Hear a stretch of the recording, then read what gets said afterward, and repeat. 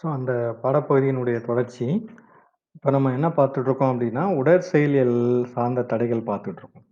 இப்ப இதுல முக்கியமா வந்து பார்த்தோம் அப்டின்னா, இந்த இன்டர்ஃபான் பத்தி சொன்னோம். இன்டர்ஃபான் என்பது ஆ வைரஸ் வந்து என்ன ஆகும் அப்டின்னா, நம்ம உடம்புக்குள்ள போம்போது அந்த ரத்த வெள்ளை அணுக்கள் வந்து சிதைக்கப்படும். அதன் காரணமாக உருவாகக்கூடிய ஒரு புரதம் தான் வந்து இன்டர்ஃபான் அப்டின்னு சொல்லிட்டு சொல்றோம்.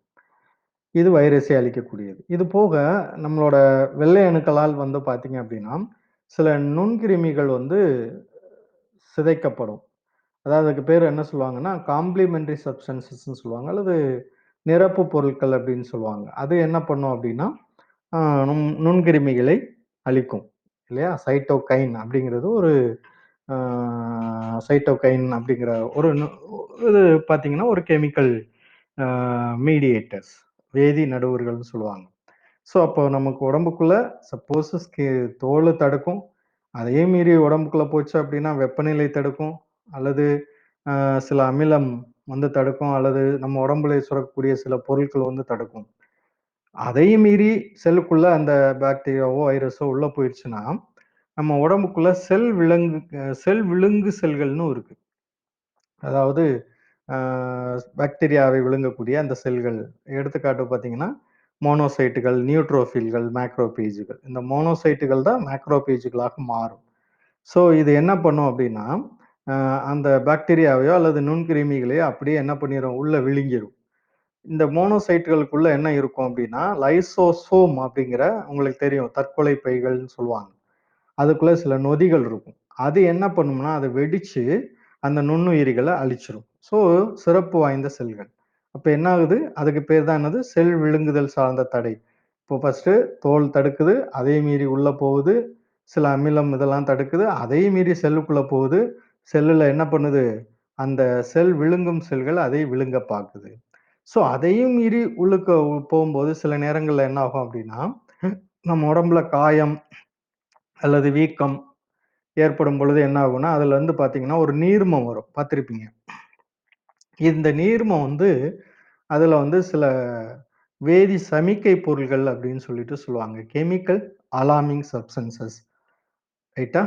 இந்த கெமிக்கல் அலார்மிங் சப்ஸ்டன்சஸ் என்ன பண்ணுது அப்படின்னா, இ இப்போ நம்ம எங்கனாவது ஒரு இடத்துல இடிச்சிட்டோம் அல்லது ஏதாவது இப்போ ஏதோ ஒரு எடுத்துக்காட்டு வந்து ஒரு எறும்பு வந்து நம்ம இதுல கடிச்சிடுது.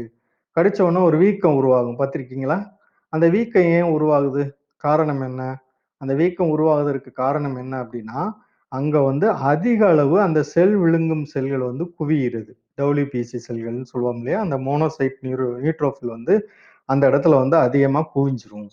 அப்ப என்ன ஆகும் அப்படின்னா, ஏன் அங்க வந்து அதிகமா குவியுதுன்னா, இந்த எறும்பு கடிச்ச உடனே அல்லது ஒரு வண்டு கடிச்ச உடனே என்ன ஆகும்னா, அந்த சிதைக்கப்பட்ட செல்கள்ல இருந்து சில வேதி சமிக்கை பொருள்கள் உருவாகும். அதுக்கு பேர் தான் செரோட்டோனின், ஹிஸ்டமைன் மற்றும் புரோஸ்டோகிளாண்டின் அப்படின்னு சொல்லுவாங்க.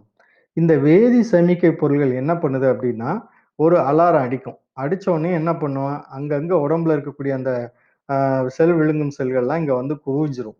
ஆகா! இங்க காயம் பட்டுருச்சு அப்படின்னு சொல்லிட்டு. குவிஞ்ச உடனே என்ன ஆயிரும், அங்க இருக்கக்கூடிய நச்சுப் பொருள்கள் எல்லாத்தையும் அல்லது அங்க இருக்கக்கூடிய அந்த நுண்கிருமிகள் எல்லாத்தையும் அழிச்ச பிறகு, அது என்ன ஆயிரும், அங்கங்க போயிரும். அதனால தான் என்ன ஆகும் அப்படின்னா, ஒரு தடவ வீக்கம் வந்துருச்சு அப்படின்னா, கொஞ்ச ஒரு 1 நாள் அல்லது 2 நாள் அந்த வீக்கம் வந்து வத்திரும். காரணம் என்னன்னா, அங்க இருக்கக்கூடிய நச்சுப் பொருள்கள் எல்லாமே இந்த வீக்கம் சார்ந்த தடைகள்னால வந்து என்ன பண்ணுது, அழிக்கப்படுது.